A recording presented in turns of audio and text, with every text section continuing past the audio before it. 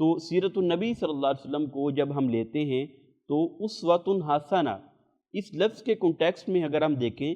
تو صرف آپ کی نبوت والی زندگی نہیں بلکہ اس سے پہلے ولادت، بلکہ میں یوں کہوں کہ ولادت سے پہلے اللہ کے نبی علیہ السلام کے بارے میں، آپ کی آمد سے پہلے انبیاء کرام علیہم السلام کی زبان سے آپ کی آمد کی خوشخبریاں اور وہ امت کو اور وہاں کی اس کی قوموں کو سنائی گئیں. تو اس حوالے سے میں چاہوں گا کہ ہمارے ناظرین کو آگاہ کیجیے. اچھا آپ دیکھیے کہ قرآن کریم میں اللہ نے فرمایا کہ وَإِذْ أَخَذَ اللَّهُ مِيثَاقَ النَّبِيِّينَ. جی اب یہ دلیل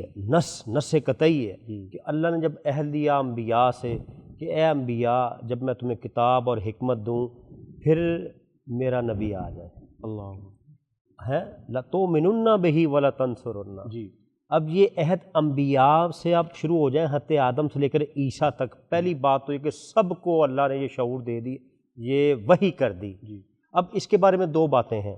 ایک تو یہ مفسرین نے لکھا کہ یہ اللہ تعالیٰ نے وہاں ابھی تخلیق سے پہلے یعنی دنیا سے پہلے یعنی اللہ کی شان سے کچھ بعید نہیں، اللہ جو چاہے کر سکتا ہے. ان کی ارواح سے یا ان کو سب کو بٹھا کر جیسے اللہ نے چاہا اپنی شان کے مطابق. ہمارا ایمان ہے، ہمارا ایمان ہے ہم جو جیسے وہ ہماری عقیدہ ہم مانتے دیکھیں ہیں کہ جی اللہ کے لیے ہر چیز ممکن ہے. جی بات ختم. دوسرا پہلو یہ ہے کہ جو نبی آیا مثلا آدم آئے، اللہ نے بتا دیا میرے نبی محمد رسول اللہ لَتُؤْمِنُنَّ بِهِ وَلَتَنْصُرُنَّ. اب سارے انبیاء پر لازم ہے کہ نبی ہمارے نبی پر ایمان لانا. تو پتہ چلا حضور کیا ہوئے پھر امام الانبیاء ہوئے یا نہیں ہوئے. اچھا پھر جب نبی پر ایمان لانا لازم ہے تو نبی کی امت کے لیے وہی چیز لازم ہے جو نبی کرتا ہے. سبحان. تو ان کی امتوں پر بھی لازم تھا. دوسرے لفظوں میں آپ اچھا اس میں ایک پیغام ان انبیاء کی جو امتیں باقی ہیں اس دور میں عرض کرتا ہوں آگے. ٹھیک ہے جی میں ان کو بھی پیغام ہے نا. میں عرض کرتا ہوں. جی اب آپ غور کیجئے کہ جب آدم علیہ السلام سے لے کر عیسیٰ علیہ السلام تک ان سب نے اللہ کے حکم پر آمنا و صدقنا کہہ دیا اور اللہ کو پتہ تھا، اللہ علیم و خبیر ہے کہ میرے نبی نے کسی نبی کے زمانے میں آنا نہیں، وہ تو خاتم الانبیاء ہے. جی لیکن اللہ نے ان سے ایمان لیا، نبی نے اپنی امت سے ایمان لیا. پتہ چلا کہ پوری کائنات کے انبیاء اور انسانیت کے نبی حضور ہے. سبحان اللہ. حضور نبی، یہ جو عالمین ہے نا، عالمین کا اطلاق حضور سے پہلے بھی ہوتا ہے سبحان اللہ کہ حضور ان کے بھی نبی ہیں. کیونکہ جب نبی مان لے رہے ہیں، اچھا اس کا ایک کہہ لیجئے کہ ایک اس کی فزیکل اپلیکیشن جو ہمیں نظر آتی ہے، اطلاق نظر آتا ہے مسجد اقصیٰ میں نظر آتا ہے کہ سارے نبی پیچھے ہیں، حضور امام الانبیاء امامت کروا رہے ہیں. اور میدان حشر میں بھی یہی ہوگا، سب سے پہلے شفاعت کبریٰ اللہ کے نبی پاک علیہ الصلوۃ والسلام کریں گے. اچھا اب جب یہ اللہ نے عہد لے لیا اور مختلف روایات ہیں اس میں، مختلف حدیث کے مختلف درجات آپ جانتے ہیں، فضائل میں آپ کو پتہ ہے ضعیف بھی چل جاتی ہیں لیکن صحیح اسناد کے ساتھ احادیث موجود ہیں کہ آدم سے لے کر تمام نبی کو یہ ابلاغ تھا اور وہ اناؤنس کرتے آئے کہ نبی آ رہے ہیں، نبی آ رہے ہیں. اور اب مجھے بتائیے کہ وہ جب اللہ کا کوئی نبی کسی خطے، کسی علاقے، کسی عہد میں ہوگا، وہ کوئی صرف اس نے اپنی زندگی میں ایک بار میرے نبی کا ذکر کیا ہوگا؟ نہیں بالکل. وہ تو اللہ کا نبی تو ایوری ٹائم پریچ کرتا ہے، دعوت دیتا ہے، تو وہ بتاتا ہوگا کہ میں جا رہا ہوں، میرے بعد کسی وقت بھی وہ نبی آ سکتا ہے. سارے نبی حضور کی آمد کے چرچے کرتے آئے. آپ کہہ رہے ہیں کہ بتاتا ہوگا، لیکن قرآن بھی اس کے بارے میں ذکر کرتا ہے نا کہ پہلی کتابوں میں ذکر میں تورات و انجیل میں کئی مقامات پر اللہ تعالیٰ نے فرمایا ہے یجدونہ مکتوبا عندہم فی التوراۃ والانجیل. یہ اس طرح کی قرآن کریم میں آیا تھا کہ سورہ الاعراف میں کہ جس کو لکھا ہوا پاتے ہیں تورات و انجیل میں اس نبی کے بارے میں. میں وہ عرض کرتا ہوں. اچھا پھر سارے نبی آدم سے لے کر نوح تک، پھر سیدنا ابراہیم خلیل اللہ علیہ السلام کعبہ بنا رہے ہیں. کعبہ بنایا اللہ کے حکم سے بنایا. ان کو پہلے وحی آ چکی تھی، کمیونیکیٹ ہو چکا تھا کہ یہ بنایا آپ نے ہے، اس کو بسائے گا کوئی اور. کعبہ بنایا خلیل اللہ نے ہے اور بسایا حبیب اللہ نے ہے. اچھا یہ بات وہ کر رہے ہیں، وہ کر رہے ہیں جو آج رب کے قریب سب سے زیادہ ہونے کا دعویٰ کرتے ہیں اور وہ ان کے باپ ہیں، وہ یہود اور عیسائی. ابراہیم علیہ السلام کی اولاد اسحاق اور پھر آگے اسماعیل علیہ السلام کی اولاد میں سے عیسائی عیسیٰ موسیٰ علیہ السلام میں سے، اور یہودی موسیٰ علیہ السلام اور اوپر سے اسحاق علیہ السلام، تو ان کے باپ جو ہے وہ اللہ کے نبی علیہ السلام کا دعا اقرار کر رہے ہیں کہ یا اللہ میں نے گھر بنا دیا، اب بھیج۔ سبحان اس کا اب یہ جو وہ کہہ رہے ہیں اب بھیج، اس کا مطلب ہے پہلے ان کو وہ وَإِذْ أَخَذَ اللَّهُ مِيثَاقَ النَّبِيِّينَ وہ بھی یاد تھا، دوسرا پھر اللہ کے نبی کے پاس تو وہی آتی ہے مختلف صورتوں میں، جیسے اللہ چاہتا ہے وہی بھیجتا ہے، تو وہ بھی ان کو ابلاغ ہو چکا تھا کہ میں بنا تو رہا ہوں میں اور میرا فرزند جلیل، لیکن یہ بنا کسی اور کے لیے ہے، وہ اس کی رونقیں لگائے گا اور ایسی رونقیں لگائے گا کہ صبح قیامت تک حرم خلیل میں اللہم لبیک لا شریک لک لبیک کی صدائے دل نواز بلند ہوتی رہے گی۔ اچھا، حضرت ابراہیم خلیل اللہ کے بعد پھر اور دیگر انبیاء بھی دیکھیے، موسیٰ علیہ السلام، پھر عیسیٰ علیہ السلام جو حضور سے پہلے یعنی سیکنڈ لاسٹ نبی ہیں حضرت عیسیٰ علیہ السلام، اور آخری نبی ہمارے نبی وَمُبَشِّرًا بِرَسُولٍ یَأْتِی مِن بَعْدِی اسمہ احمد۔ اب آپ غور کیجئے یہاں پر عبدالحنان صاحب، وہ کہتے ہیں میں تمہیں خوشخبری دیتا ہوں، یعنی حضور کی آمد سے پہلے ذکر رسول کا بیان ہو کر لوگ خوش ہو رہے ہیں۔ اچھا، یہاں پر ایک اور چیز ہے، اللہ تعالیٰ نے فرمایا وَرَفَعْنَا لَكَ ذِكْرَكَ، اے نبی ہم نے آپ کے لیے آپ کے ذکر کو بلند کیا۔ یہ صرف حضور کا ہی خاصہ ہے، آپ کے خصائص میں سے کہ آپ کی آمد سے پہلے آپ کے ذکر کے چرچے ہو رہے ہیں، اور وَرَفَعْنَا لَكَ ذِكْرَكَ کا جو تاج آپ کے سر پر اللہ نے رکھا ہے اس کے چرچے ہمیں پہلے نظر آ رہے ہیں۔ اور پھر دیگر کہہ لیجئے، جب آپ سیرت کی حضرت ساری کتابیں بھری پڑی ہیں، محدث ابن جوزی کو دیکھ لیجئے، الخصائص الکبریٰ کو دیکھ لیجئے، قاضی ایاز مالکی، آپ ابن اسحاق سے شروع ہو کر جلال الدین سیوطی تک آ جائیے کہ کیسے کیسے یہود کے علماء، نصرانیوں کے علماء ایسی ایسی نشانیاں اللہ تعالیٰ نے ان کو بتا دی تھیں، اور قرآن نے اس پر دلیل دے دی کہ یہ میرے نبی کو ایسے جانتے ہیں جیسے اپنے بیٹوں کو جانتے ہیں، اپنے بیٹوں کو۔ اور پھر قرآن نے ایک اور بات کر دی، آپ دیکھیے نبی پاک علیہ الصلوۃ والسلام کی تشریف آوری سے پہلے مدینہ منورہ میں یہود کے 3 قبائل تھے، اور اوس و خزرج تھے، یہ مشرکین تھے۔ ان کی اوس و خزرج کی یہود سے لڑائی ہوتی تھی نا، تو یہود کہتے تھے تم ہم سے لڑتے ہو، وہ نبی آخر الزماں آ رہے ہیں، اور قرآن نے کہا کہ وہ اس سے پہلے یستفتحون علی الذین کفروا، وہ اس نبی کے وجہ سے، تصدق سے، ذریعے سے فتح مانگتے تھے، یا اللہ اس نبی کی وجہ سے ہم تجھ سے سوال کرتے ہیں جس کا تو نے ہم سے وعدہ کیا کہ آخری زمانے میں بھیجے گا، ہماری مدد فرما، فینصرون، تو ان کی مدد کی جاتی۔ لیکن اللہ جس کو چاہے ہدایت دے، جب حضور آئے تو یہود نے حسد کی وجہ سے ایمان نہیں لائے، اور اوس و خزرج کی اکثریت کو اللہ نے کلمے کی توفیق دی۔ آپ دیکھیے کہ نبی کریم علیہ الصلوۃ والسلام کی یہ پوری کائنات میں یہ چرچے ہو رہے ہیں کہ حضور آ رہے ہیں، تورات، انجیل، دیگر مذاہب میں یہ بات مشہور ہو چکی تھی کہ کائنات کا ایک ایسا، کائنات کو بسانے والا، توحید کے علم لہرانے والا، ایک بندے کو بندے کی غلامی سے نکال کر رب کے آگے جھکانے والی ذات مصطفیٰ علیہ تحیت و ثنا آنے والی ہے۔ اور شرق و غرب میں یہ چرچے تھے۔ دیکھیے جو ایمان نہیں لائے ان کو بھی پتہ ہے حضور آخری نبی ہیں، اور جو لائے ہیں ان کی تو خوش بختی ہے نا۔ اور نبی پاک کی ولادت سے پہلے آپ دیکھیے یمن کے بادشاہ ہوں یا دیگر لوگ ہوں، آپ کے آباء و اجداد میں دیکھ لیجئے کہ وہ نشانیاں محسوس کرتے تھے، وہ برکات محسوس کرتے تھے۔ نبی پاک کی آمد کوئی چھوٹا معاملہ ہے؟ حضور اللہ کے ایسے پیارے نبی ہیں جو رحمت للعالمین بن کے آئے ہیں، اس رحمتوں کے رنگ نظر آتے تھے۔ بالکل ڈاکٹر صاحب، اس میں یہ جو سوال ابھی ہم جس پہ بات کر رہے ہیں کہ اللہ کے نبی علیہ السلام کا ذکر باقی انبیاء کی زبان سے، اور پھر ہم بھی اس پہ ایک امتی ہونے میں فخر محسوس کرتے ہیں، لیکن اس میں ایک بات ضرور کلیئر کیجئے کہ ہم جب نبی صلی اللہ علیہ وسلم کی ذات کی بات کرتے ہیں، آپ علیہ السلام کا تذکرہ کرتے ہیں، آپ علیہ السلام کی شان اور رفت کو بیان کرتے ہیں، تو اس کا مقصد باقی انبیاء کی تنقیص نہیں ہے؟ نہیں، نعوذ باللہ، اس پہ میں کہوں گا نہیں، بالکل، بلکہ میں عرض کروں نبی کریم علیہ الصلوۃ والسلام حرمت انبیاء کے پاسباں بن کے آئے۔ بالکل، مثلا دیکھیے یہ نبی کی توہین نہیں ہے کہ نبی کو اللہ کا بیٹا کہہ دیا جائے۔ بالکل، نبی پاک نے آ کر بتایا کہ وہ تو لم یلد ولم یولد ہے، بالکل، وہ اللہ کے بڑے خاص بندے ہیں، معمولی نہیں ہے۔ جی، عزیر علیہ السلام کے بارے میں، عیسیٰ علیہ السلام کے بارے میں، اور پھر جو حضرت سیدنا سلیمان علیہ السلام کے بارے میں جو اعتراضات کیے کہ وہ جادو سے حکومت نبی پاک نے تو عصمت انبیاء کے عقیدے کو ایسا بیان کیا ہے نا کہ تمام انبیاء کی عزت و عصمت کو اہل ایمان کے قلب و فکر میں راسخ کر دیا ہے۔ بلکہ ڈاکٹر صاحب اگر ہم دیکھیں تو انبیاء کی زندگی، جو باقی انبیاء ہیں پیچھے، عیسیٰ علیہ السلام کی زندگی لیں، موسیٰ علیہ السلام کی زندگی کے سنہرے واقعات لیں،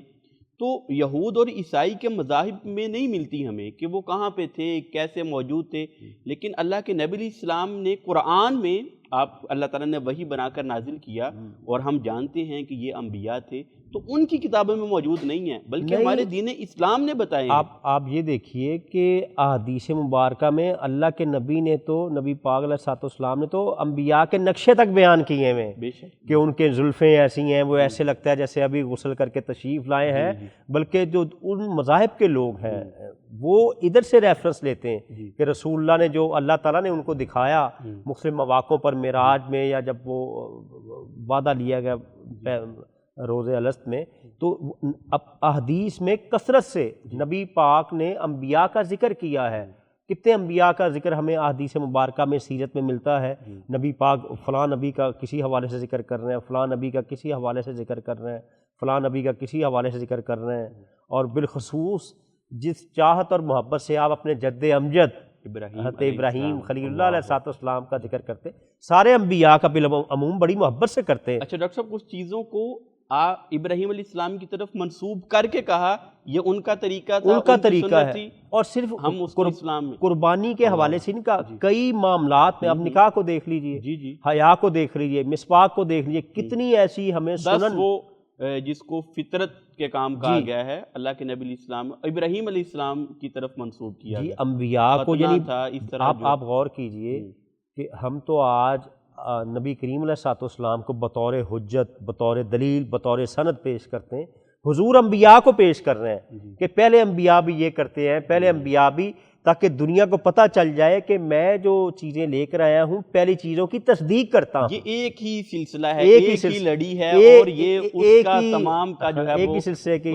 بالکل ہے، تو سارے نبی ذکر کرتے ہیں۔ اچھا اب آپ غور کیجئے، نبی کریم علیہ الصلوۃ والسلام کے بالکل قریب جب آپ تشریف لائے ہیں دنیا میں، وجہ شادابی عالم ہوئے ہیں، کیسے انسان کامل ہیں آپ، کہ جو اس دور میں جو ہمیں جو سیرت کے لٹریچر میں ملتا ہے، جو رہبان تھے مسیحیت کے یا جو جیوش کے تھے، ان کو نشانیاں جو نظر آئی تھیں اپنے انبیاء سے، وہ لٹریچر چلا آ رہا تھا نا سینہ بہ سینہ، اس دور میں تو تحریر کا اتنا رواج نہیں تھا، جتنا کچھ لکھا ہوا تھا وہ یا تو کچھ انہوں نے ترمیم کر دی وقت کے ساتھ، یا کوئی ناپید ہو گیا، لیکن اللہ کی کتاب یہ کہتی تورات و انجیل میں ذکر موجود ہے۔ تو جب ہم اس پہ آپ سے کچھ واقعات سنیں گے، لیکن آگے چل کے جب نبوت کا دعویٰ ہو گیا اور غیر مسلم یعنی کافروں کی زبان سے اللہ کے نبی علیہ السلام کی تصدیق، یہ انشاءاللہ جب اپنے وہ بات آئے گی تو وہاں پہ ہم کریں گے، تو آپ جاری رکھیں۔ جی اچھا، میں یہ عرض کر رہا ہوں کہ جو اللہ کریم نے، ایک تو ہے نبی پاک علیہ الصلوۃ والسلام کا ذکر کیا، ایک ہے جو آپ کی ذات اقدس کے جو خواص کمالات بیان کیے ہیں نا۔ اب مجھے بتائیے، نبی پاک علیہ الصلوۃ والسلام ابھی 12 برس کی عمر ہے، بحیرہ راہب نے دور سے کیسے پہچان لیا؟ اور کبھی اس نے کبھی یہ مکہ والوں کی دعوت نہیں کی، حضور کی وجہ سے وہ دعوت پہ بلا رہا ہے، یہ سارے حیران تھے، اس نے تو کبھی ہمیں بلایا ہی نہیں، کبھی بلایا ہی نہیں ہے۔ تو آج کیا وجہ ہے؟ اب بحیرہ پورا لوگ کھانا کھاتے رہے، وہ موصوف ذات رسالت کو دیکھتے رہے، اور حضور کے چہرے کو، آپ کی ذات اقدس کو، جیسے کسی ہم قرآن کی تلاوت نہیں کرتے، وہ اسٹڈی کرتے رہے۔ اب سوال میرا ذہن میں جو آتا ہے، جو ایز اے سیرت کے طالب علم کے، کہ اللہ کریم نے نبی پاک کی جو ذات اقدس ہے وہ بھی کائنات کے انسانوں سے جدا ذات بنائی ہے، کہ وہ جیسی وہ ذات ہے اللہ کے بندے ہی، مخلوق ہی، لیکن ایسی ذات اقدس ہے کہ جن کی مثل کوئی نہیں۔ اور پھر دیکھیے، وہ بحیرہ راہب نے کسی اور کو نہیں، یہ کسی اور کے بارے میں نہیں کہا، کسی اور ہستی کے بارے میں نہیں کہا کہ اس میں بھی کوئی نشانی پائی جاتی۔ اس دور کے جتنے بھی ہمیں واقعات ملتے ہیں نبی پاک کے کو جو رہبان ڈسکس کرتے ہیں، وہ حضور کو دیکھ کر ہی ڈسکس کرتے ہیں کہ ان میں وہ علامات پائی جاتی ہیں، اور کسی میں کیسے ہو سکتی تھی جب اللہ نے وہ علامات نبی آخر الزماں کی رکھی حضور میں، وہ کمالات جو حضور میں رکھے، جو برکتیں، جو رحمتیں حضور میں رکھی، کسی اور میں کیسے ہو سکتی تھی؟ ڈاکٹر صاحب یہ بات کر رہے ہیں، اسی میں مجھے بات یاد آئی، حضرت سلمان فارسی رضی اللہ تعالیٰ رضی عنہ، اللہ تعالیٰ ان کو جو ہے وہ پادری جو ہے اس نے بتایا تھا کہ فلاں علاقے میں اس طرح کا علاقہ ہوگا اور وہاں پر ایک نبی آنے والا ہے، اور پھر وہ اس نبی کی تلاش میں فارس سے چلے اور چلتے چلاتے وہ اللہ کے نبی علیہ السلام کے پاس جب آپ نبوت کا دعویٰ کیا، تو جو ہم بات کر رہے ہیں کہ اللہ کے نبی علیہ السلام کا تذکرہ پہلے سے تھا، پہلے سے تھا، تو یہ بھی ہمیں اس بات سے ملتا ہے۔ اس بارے میں آپ حضرت سیدنا سلمان فارسی کی دلیل بڑی زبردست ہے۔ انہوں نے سنا کہاں سے تھا؟ انہوں نے بھی اہل کتاب سے سنا تھا۔ یہاں میں ایک اور عرض کرنا چاہوں گا، ابن اسحاق جو سیرت کے امام ہیں علیہ رحمہ، انہوں نے اپنی ایک اور کتاب میں ذکر کیا ہے یمن کے ایک بادشاہ کا، طب حمیری کا، نبی پاک کی مدینہ آمد سے 1000 سال پہلے۔ آپ کو پتہ ہے نا، جب بادشاہوں کے قافلے کانوائے چلتے تھے، اس میں شعراء بھی ہوتے، علماء بھی ہوتے، شیف بھی ہوتے، سولجر بھی ہوتے، ادیب بھی ہوتے، بڑے بڑے لوگ ہوتے، لوگ رکھتے تھے بادشاہ۔ آج بھی جب قافلے جاتے ہیں تو وہ بادشاہ کہیں جا رہا تھا نا، تو اس کے ساتھ کوئی 500 یہ توریت کے اسکالر بھی تھے۔ اب اسی یہ کھجوروں کے نخلستان والی یہ یثرب اس کا پہلا نام تھا، اب تو طیبہ، طیبہ، طابہ، اب تو حضور کی آمد کی وجہ سے سبحان اللہ، کائنات کا عظیم شہر ہے جی۔ جی اچھا، جب یہ لوگ انہوں نے یہاں پڑاؤ کیا تو 2-3 دن ٹھہرے تو بادشاہ نے پیغام بھجوایا کہ چلو بھئی اب کوچ کریں۔ ان جیوش اسکالر نے، یہود نے، انہوں نے جب خطے کا جائزہ لیا، کہتے ہیں جگہ وہی ہے۔ اب آپ اندازہ کریں، اللہ نے مقامات بھی،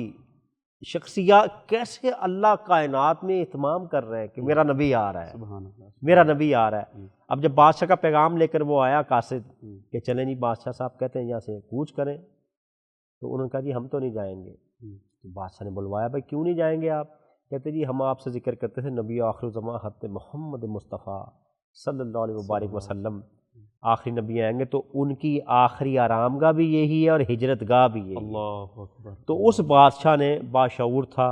اس نے خط بھی لکھا جو سیرت نگاروں نے محفوظ کیا کہ یا محمد میں آپ پر ایمان لاتا ہوں، اگر آپ کا زمانہ پایا تو میں آپ پر اور آپ پر جو اللہ نازل کرے گا میں اس پر ایمان لاؤں گا، اگر نہ پاؤں تو فشفا لی یوم القیامت، تو قیامت کے دن میری شفاعت کر دیجیے گا۔ تو یہ جو جیوش وہاں پر آباد ہوئے تھے اس بادشاہ کے ساتھ آئے تھے اور وہاں پر آباد ہوئے تھے۔ ایسے ہی آپ دیکھیے جب نبی کریم علیہ السلام نے غزوہ خیبر کے بعد جو مکتوبات لکھے تھے، نجاشی کی طرف جو مکتوب گیا تھا، نجاشی نے اپنے تخت کو چھوڑ کر نیچے اتر آیا، خط کا احترام کیا اور کہا بالکل یہ وہی ہستی ہیں جن کا ذکر حضرت سیدنا عیسیٰ علیہ السلام کرتے آئے تھے۔ یعنی دنیا کو تسلیم تھا۔ اچھا پھر آپ غور کیجئے، جب نبی پاک آئے ہیں تو یہود نے بھی حسد کی وجہ سے ایمان نہیں لائے۔ ان کو پتہ تھا، یہ مانتے تھے، نہیں یہ بھی مانتے تھے، مشرکین مکہ کو بھی پتہ تھا، بس حسد کی وجہ سے، بغض کی وجہ سے، اپنے جو اقتدار کی وجہ سے، اپنے ایک جو سماجی ایک نظام بنایا ہوتا ہے باطل فرسودہ، اس کی وجہ سے جو ایک قومی اناد دلوں میں ہوتا ہے، اناد، بڑے لوگوں بغض، کے دلوں حسد، میں تھی۔ عصبیت تھی ان چیزوں سے۔ ورنہ دیکھیے حضور کو آپ نے وہ روایت نہیں پڑھی ہوگی، کمال ماشاءاللہ، بہت ہی اچھی گفتگو اس بارے میں۔ ناظرین کرام، ہم بات کر رہے تھے جمال سیرت پروگرام میں اللہ کے نبی علیہ السلام کا اس دنیا میں آنے سے پہلے جو پوری دنیا کے لوگ اس نبی کے انتظار میں تھے، اس نبی کی آمد کے انتظار میں تھے، اور لوگ تسلیم کر چکے تھے کہ ایک نبی اس دنیا میں آ رہا ہے۔ اللہ اکبر، کیا جو ہے وہ شان ہے نبی صلی اللہ علیہ وسلم کی زندگی کی۔